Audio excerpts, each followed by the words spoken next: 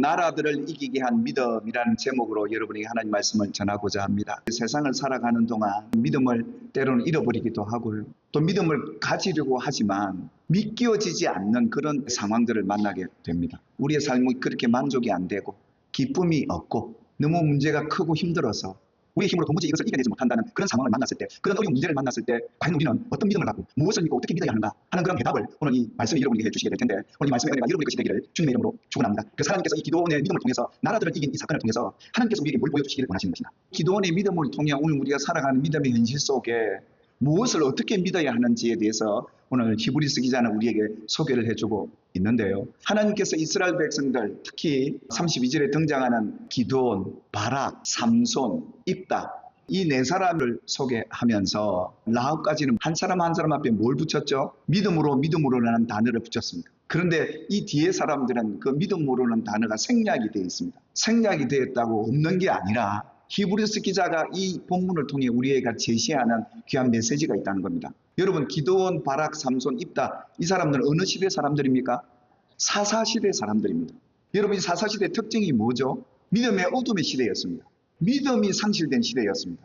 그래서 이 사사시대의 특징을 보면 오늘 이 시대를 살아가는 저희들에게 분명히 겪을 수 있는 기간이 되죠. 우리의 믿음의 구간 속에 믿음이 실종된 시대가 있다는 겁니다. 그래서 믿음으로 기드온은, 믿음으로 바락은, 믿음으로 삼손은, 믿음으로 입다는 그 믿음이 실종된 시대, 믿음을 가져야 함에도 불구하고 믿음을 갖지 못했던 그 이유들이 무엇이며 그들이 어떻게 믿음으로 구원을 받아서 평안을 얻게 되었느냐, 그 얘기를 오늘 히브리서 기자는 하고 싶었던 겁니다.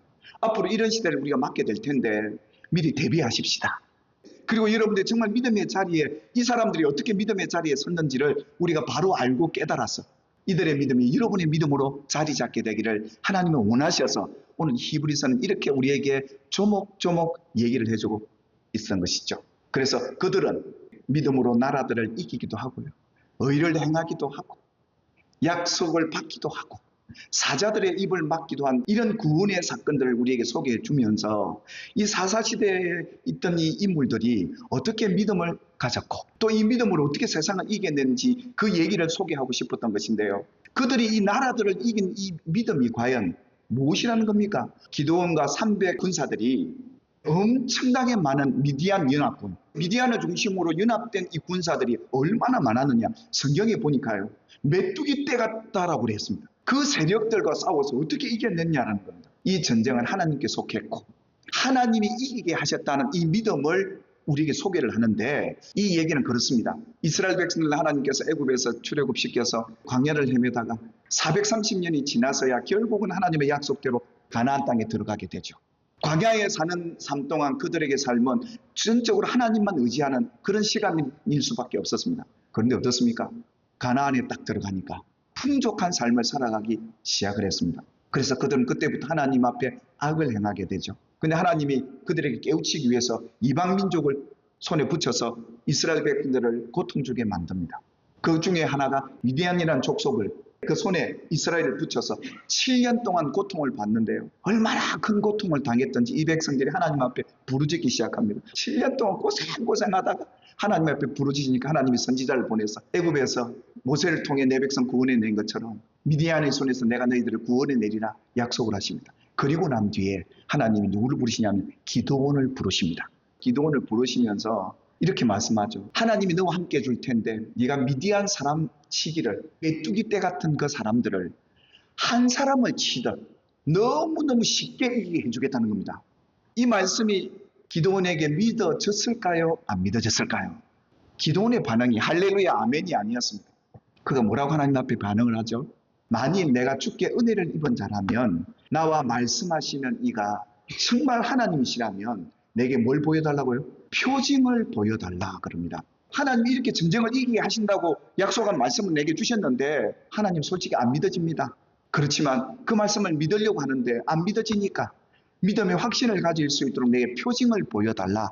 이게 기드온의 믿음의 자세고 하나님을 대하는 믿음의 표현이에요. 이거 굉장히 솔직한 표현이거든요. 그 하나님 이걸 기뻐하세요. 기드온이 하나님 앞에 내가 예물을 갖고 와서 당신에게 드릴 테니까 내게 표정을 보여주십시오. 그래서 기드온이 가서 국도 끓이고 무교병도 구워오고 고기도 삶아서 이렇게 가지고 바위 위에 탁 올려놓으니까 하나님이 기드온에게 그 국물을 그 바위 위에 갖다 부어라. 국물을 그 바위 위에 붓고 고기하고 무교병을 올려놨는데 갑자기 그 바위에서 뭐가 나오냐? 불이 나옵니다. 불이 나와서 그 무교병하고 고기를 태웁니다. 표징을 본 기드온으로서는 그렇구나.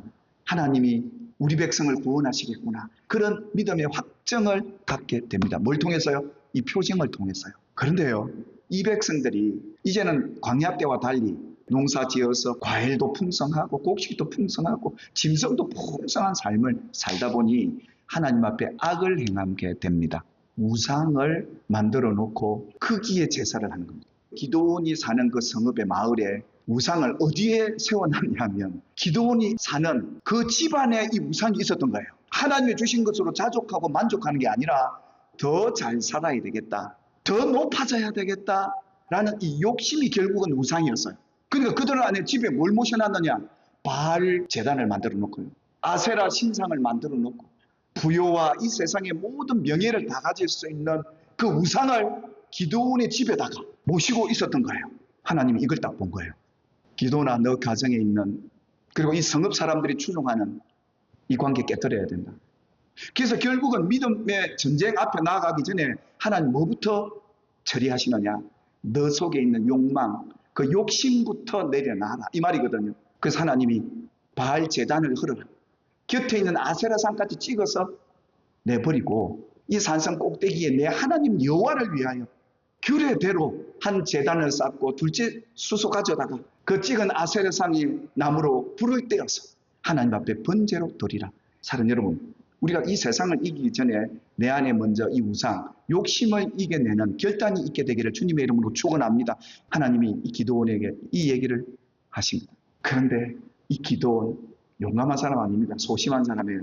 이 백성들이 워낙 이 미디안 연합군들이 쳐들어와서 자기 재산 뺏어가고 생명 뺏어가고 자식 데려가니까 자기를 위해서 산에다가 웅덩이를 파놓고 굴을 파서 산성을 세워놓고 대적들이 들어오지 못하도록 숨어서 살아서 농사짓고 있던 사람들입니다. 그들은 이 하나님을 의지하기보다 자기가 땅굴에 더 의지하고 있는 거예요. 여기 숨어서 내가 농사 지으면 포도즙 털면 밀 다작하면 보호되겠지, 안전하겠지 하고 했던 겁니다. 누구도요? 기드온도요. 하나님을 믿어야 될 현실 속에 여전히 세상의 것들에 안주하고 거기에 보호를 받으려 하는 이 기드온을 하나님이 이렇게 부르신 거예요. 근데 여러분, 이런 상황 속에 기드온이 순종을 하는데 밤에 그것도 사람들이 많으면 보고 달려들까봐 밤에 살짝 혼자 가가지고 아세라장을 그냥 내리치고 그 제단을 파괴하고 그 아세라장 찍은 걸 가지고 산에 올라가서 하나님 앞에 번제를 그 수소 데려다가 이 성읍 사람들이 눈을 딱 떠보니까 난리가 난 거죠. 아버지 요아스가 가만히 생각하다가 내 아들이 이 바알 제단을 허물고 아세라상을 찍어서 하나님 앞에 예배를 드리고도 꼼짝 않고 살아있네, 이걸 본 겁니다. 우상을 찍어내면 이 우상이 진짜 신이라면 어떻게 돼야 되죠? 신을 대적한 인간은 가만히 안 둬요. 죽어야 돼요. 동네 사람들아 들어봐라. 내 아들 기드온이 바알과 싸웠다, 그러고도 살아있다. 이 뭔 얘기하는 겁니까? 바알은 우리의 신이 아니다, 내가 의지할 대상이 아니다. 이 얘기를 들은 백성들이 기드온에게 별명을 지어줍니다. 뭐라고 지어준 줄 아십니까? 여룻바알이라. 그 말은 무슨 뜻이냐면 이 기드온이 신과 싸워서 이긴 자다. 믿음 없는 시대 속에 온 동네가 발칵 뒤집어진 겁니다. 하나님이 이 기드온에게 표징도 보이시고 믿음의 확정을 갖도록 이 작업을 하나님이 뒤에서 하고 계셨기에 그렇게 순종했더니 죽는 게 아니라, 망하는 게 아니라 더 잘 사는 길이구나, 하나님만 계시면 모든 게 따라오는 거구나, 이게 진짜 기드온이 믿었던 믿음이었던 거죠. 이때 기드온이 하나님 앞에 여쭙니다. 앞으로 닥칠 이 전쟁은 내 힘으로는 안 됩니다. 다시금 표징을 보여주십시오. 누구의 기도 같습니까? 우리를 구원하신 예수님의 기도와 다르지 않습니다. 예수님도 하나님이 자기를 통해서 하나님의 백성 구원하시려는 그 뜻을 몰라서가 아니었습니다. 알고는 있지만 이 아픔을 기억해야 하기 때문에 두려운 겁니다.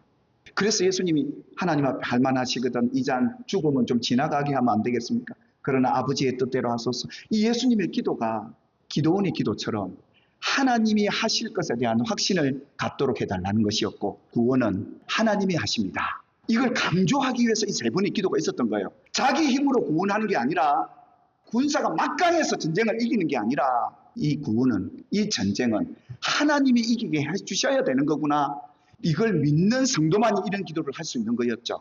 사랑하는 여러분, 우리가 믿지 못할 상황 속에 여러분들이 하나님 앞에 믿어지는 이런 표징을 구하고 믿음의 확신을 갖게 되기를 주님의 이름으로 축복합니다. 어떤 확신을 갖기를 원했을까요? 양탄자 얘기를 하니까 하나님이 그대로 보여줍니다. 왜요? 이 기도원이 믿음 가질 때가 하나님 기다리세요. 오늘 기도원이 자기를 이렇게 소개를 하죠. 므낫세 지파 하면 요셉의 두 아들 중에 맞이 아닙니까? 그런데 차자의 복을 받죠. 그런데 모세 이후에 가나안 땅에 들어갈 때는 이 므낫세가 하나님 앞에 못된 짓을 많이 해가지고 그 집안이 굉장히 축소가 됐습니다. 그런데다가 그 아버지 집 중에서도 자기는 작은 자 중에 작은 자였습니다. 사랑하는 여러분, 하나님이 여러분이 보시는 것과 여러분이 여러분 자신을 본 다르다는 걸 여러분 깨달으시길 주의 이름으로 축복합니다. 나는 비록 약하고 작지만 하나님이 나를 보실 때는 그렇지 않다는 겁니다. 왜 그렇습니까? 하나님이 함께하면 약한 자가 아니라 강한 자요, 부족한 자가 아니라 부족함이 없는 자요, 두렵고 떨림이 아니라 담대함이 나타나게 될 수밖에 없는 그 대상임을 하나님이 가르쳐 주시는데요. 이런 배경이 없고 집안에 힘도 없는데 자기 힘으로는 도무지 이 대적을 이길 수 없는 전쟁임을 아는 이 기도원에게 또 충격적인 내용을 하나님 말씀을 하시죠. 기도원아, 내가 내 영을 너에게 부어줄 테니까 군사를 모아라. 군사를 다 모았는데 몇 명이 온 줄 아십니까? 32,000명이 온 겁니다. 그들과 비하면 적지만 그래도 싸워볼 만한 수였어요. 근데 하나님 여기서 뭘 보이시냐면 너희가 이 수를 가지고 싸워가서 이겼다면 너희 힘으로 이겼다 하지 않겠느냐. 두려워하는 사람 22,000명 보내고 10,000명이 남았는데 그 중에 300명을 택한 겁니다. 지금 이 전쟁에 앞서 여호와의 사자가 기도원에게 너 그렇게 약하다고 했지, 부족하다고 했지, 없다고 했지. 하나님이 함께하면 부족함이 없는 거야. 약한 자가 아니라 강한 자야. 하나님이 약속하신 말씀대로 반드시 너를 구원해 주실 것이고 내 백성을 내가 구원해내리란 그 약속을 이루실 믿음을 갖도록 하나님이 기도원과 그 백성들에게 이 얘기를 했던 겁니다. 300명으로도 축하죠.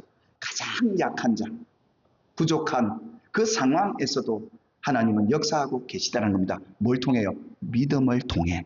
이 사실을 두고 하나님이 전쟁을 하는데 참 놀라운 방법으로 전쟁을 하게 합니다. 뭘 들고 합니까? 횃불 들고 항아리 들고 나팔 들고 고함 질러라 이럽니다. 하나님의 방법으로 싸우게 하는데요. 근데 놀라운 것은 이 백성들이 그 횃불 들고 그 항아리 들고 나갑니다. 그리고 하나님 말씀대로 순종함으로 나팔을 불고 외치면서 항아리를 깨뜨립니다. 기도원은 알았던 거예요. 세상에 어떤 신보다 더 크신 신이 하나님이시구나.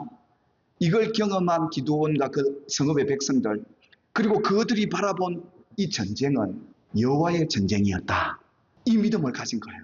그래서 이 백성들이 나가면서 뭐라고 외치죠?